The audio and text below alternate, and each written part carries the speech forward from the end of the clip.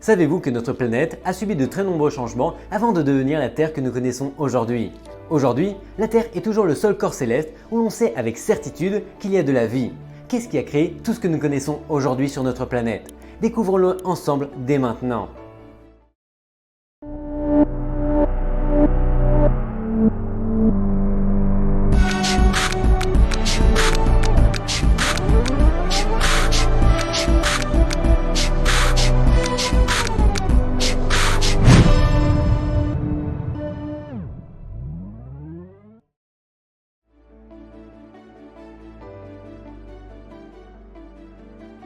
Dans un passé très lointain, alors que notre monde n'était qu'un scintillement dans l'œil de l'univers, une explosion incroyablement gigantesque s'est produite. Inexplicablement, toute la matière de l'univers a jailli dans un chaos tourbillonnant d'énergie et d'excitation. Ce formidable événement, connu sous le nom de Big Bang, s'est produit il y a environ 13,8 milliards d'années et a donné le coup d'envoi aux événements qui allaient finalement donner naissance à la Terre, telle que nous la connaissons aujourd'hui. Au cours des années qui ont suivi, de nombreux événements tumultueux ont préparé le terrain pour la formation de la Terre. Des planétésimaux, petits fragments de roches, sont entrés en collision et ont commencé à fusionner dans le vaste vide de l'espace. La pression, la chaleur et les particules qui ont frappé la Terre primordiale ont provoqué la fusion du fer, qui, plus lourd, s'est enfoncé dans le noyau de la planète, tandis que la croûte extérieure s'est refroidie et que les continents sont apparus. La Terre a émergé dans ce chaos de l'activité cosmique il y a 4,6 milliards d'années et est devenue la plus grande planète interne du système solaire. La fondation de la surface de la Terre a permis l'émergence des premières formes de vie. Le reste appartient à l'histoire, mais poursuivons notre chemin à travers l'histoire de notre univers.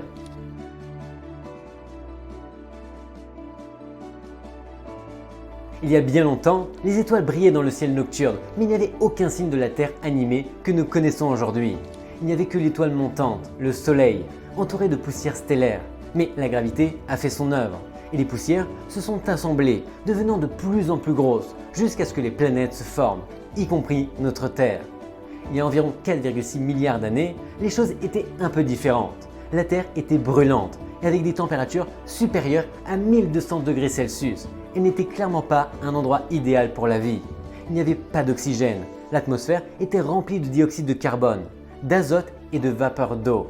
Un peu comme ce à quoi ressemblerait une gigantesque boule de lave si elle se refroidissait. C'est alors que s'approche une jeune planète, Theia, de la même taille que Mars, mais qui passe à une vitesse de 15 km par seconde, soit 2 fois la vitesse d'une balle.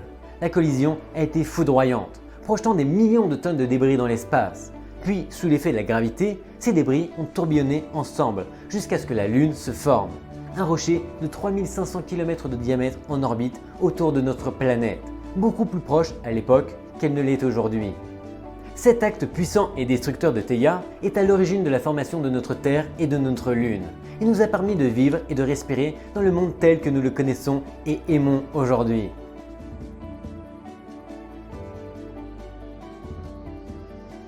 Il était une fois une gigantesque pluie de météorites tombant du ciel, libérant les restes d'un système solaire astucieux.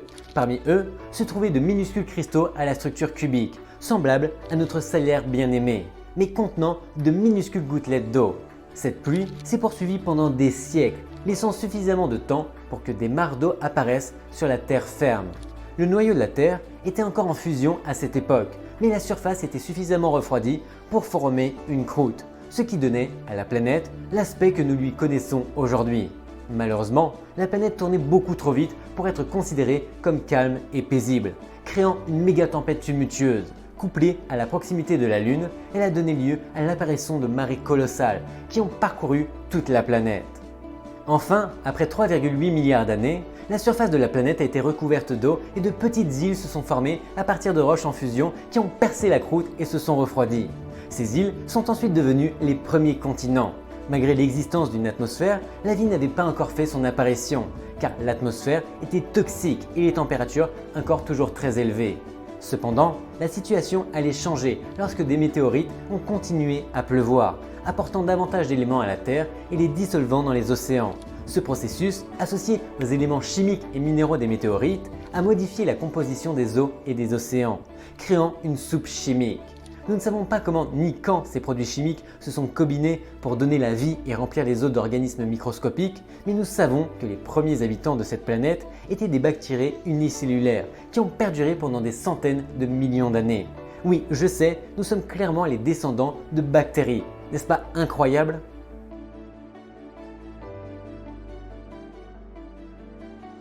Après plusieurs glaciations, la période de la vie multicellulaire sur Terre a commencé. C'est ainsi qu'a commencé un processus d'évolution des animaux et des plantes dont nous avons peu de données, car les premières formes de vie étaient clairement microscopiques, puis des animaux et des plantes mous, algues, vers, etc., qui ne laissent aucun vestige fossile. Cependant, nous connaissons une certaine époque de la planète grâce à des découvertes et des preuves. À partir de là, les biologistes divisent le temps en ères.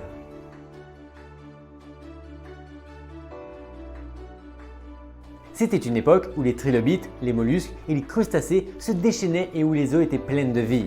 Les échinodermes et les brachiopodes ont poussé et des poissons de toutes sortes ont commencé à nager. Puis vint la mystérieuse et mythique période du Silurien, où apparurent soudain des poissons géants en armure, les premières plantes terrestres et des scorpions marins géants. Au Dévonien, il y a 410 millions d'années, les poissons et les amphibiens modernes ont commencé à apparaître et les premières plantes terrestres ont évolué. Vient ensuite la période du Carbonifère, il y a 360 millions d'années, où les amphibiens sont devenus fous. Les reptiles ont commencé à faire surface et la planète s'est remplie d'une abondance de mousses et de fougères. Le Permien, il y a 285 millions d'années, marque la diffusion des reptiles, les amphibiens étant un peu en retrait, les trilobites s'éteignant et les premiers conifères apparaissant. Mais qu'est-ce que c'est ? C'est le supercontinent de Pangée. Il s'agit d'une masse continentale massive, en forme de C, dont tous les continents actuels faisaient autrefois partie. Elle était entourée d'une seule mer appelée Pantalassa et possédait une autre mer plus petite dans sa partie concave, la mer de Thétis. Malheureusement, la région était si sèche qu'elle était en fait un désert géant. Mais avec le mouvement des plaques tectoniques entraîné par l'écoulement du manteau terrestre, les continents se sont déplacés et ont pris forme, créant les supercontinents d'aujourd'hui.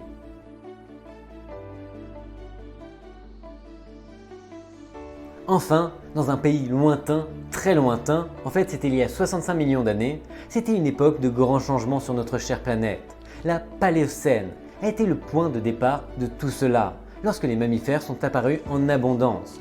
Puis à l'Éocène, 60 millions d'années se sont écoulées et certaines des créatures les plus emblématiques sont apparues. Chevaux, éléphants et plantes ont surgi du fond des âges. Les continents ont commencé à prendre leur forme définitive. L'Europe s'est séparée du Groenland et de l'Amérique du Nord, formant la mer de Norvège. Les océans Indien et Atlantique n'ont cessé de s'agrandir tandis que l'Australie s'éloignait vers le nord de l'Antarctique, qui restait toujours aussi majestueux dans son palais de glace au pôle sud. L'époque de l'Oligocène a constitué l'étape suivante. Il y a 35 millions d'années, les fleurs ont fleuri et bon nombre des mammifères actuels ont pris forme, y compris un groupe spécial de créatures connues sous le nom de primates. Il y a 25 millions d'années, le Miocène a vu une abondance de primates, en particulier en Afrique. L'Inde s'est étendue et est entrée en collision avec l'Asie, créant la terre de l'Himalaya. Les continents sont devenus ce que nous connaissons aujourd'hui et nous pouvons donc dire que nous vivons à l'époque de l'adieu final de la Pangée.